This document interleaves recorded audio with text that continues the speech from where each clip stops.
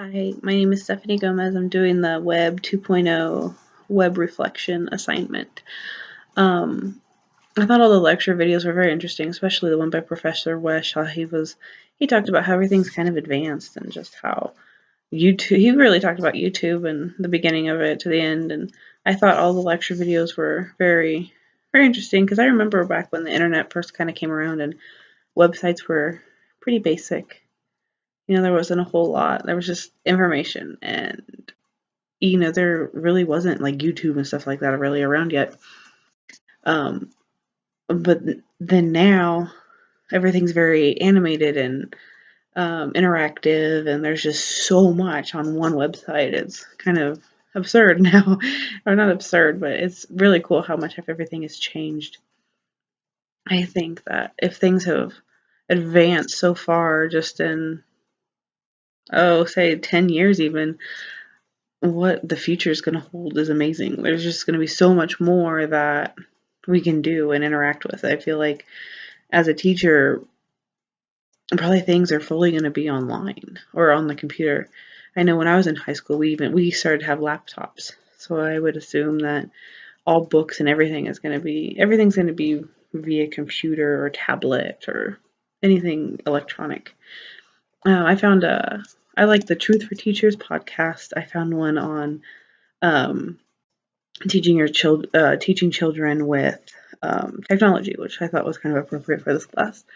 But she talked about, you should have things put in place, your rules and your expectations, no matter if they differ from other teachers, put in place and have a contract that you should sign. And I actually see that as um, my oldest son is in school, so he brings home a contract at the beginning of the year, and I have to sign off, and he has to sign off saying that he's going to follow directions and not do stuff that he's not supposed to, or all that.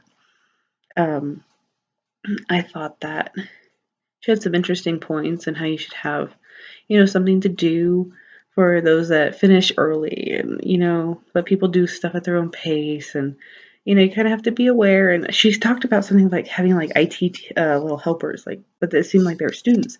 So maybe for those who know what they're doing on the computer can kind of go around when you're still giving instruction and stuff to kind of help those students who are falling behind or they don't know what they're doing exactly. I thought that was kind of an interesting thing. I used the Pocket um, bookmarking tool, and I thought that was actually really cool. I just had to sign up through Google. I just signed in with my Google email, and then it just puts like this little, I guess it kind of looks like a pocket with a V on it, and it's right by where the website is. And anytime I find a site I like, all I have to do is push that button, and I can save tags or whatever. But it's kind of like, I don't know, because then when you go to the site, it's in like little boxes. It's almost like a Pinterest. And I would think that Pinterest would kind of be like a cloud-based bookmarking tool. I know people use it for like recipes and do-it-yourself projects, but really you can go and bookmark anything you want to on it. People just use it for that stuff.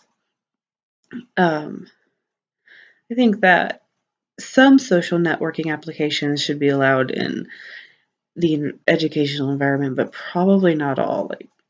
I don't think Facebook has anything to do with school. Like personally, I don't even have a Facebook or Instagram or anything like that. I think YouTube can be beneficial because sometimes there's videos that they can watch, and I was actually amazed that my oldest son, he is a fifth grader. I don't know, think he's a fifth grader, and he came home and was like, "Mom, I made a YouTube video, and you can go on YouTube and you can watch." Him and his classmates, they made a YouTube video in school as an assignment, and I was like, "Oh wow!" Kind of made me, I don't know. It was amazing to see that they're already doing that. But I think YouTube has some benefits to it. I think everything just still needs to be monitored as there's stuff that children shouldn't be on. But I don't think Twitter has any business in school, Facebook, Instagram. I can see Pinterest, possibly. I know when I used to be a para, some of the teachers had different like projects that they could do, or things like that, that learning activities, or even websites that are educational based or had something to do with like a lesson they were planning or the next topic they were doing. I think something like that could work. But I think then the bookmarking tool, I think that Pocket, that was like really easy, and I would recommend that one. I think it's easy, but it's convenient because it's just right up there, and all you have to do is click it if you want to save it to read it later, or something you want to remember. And I think I'm actually going to use that because I'm always like, oh no, what was that site I needed? But yeah, I think that's it. Thank you.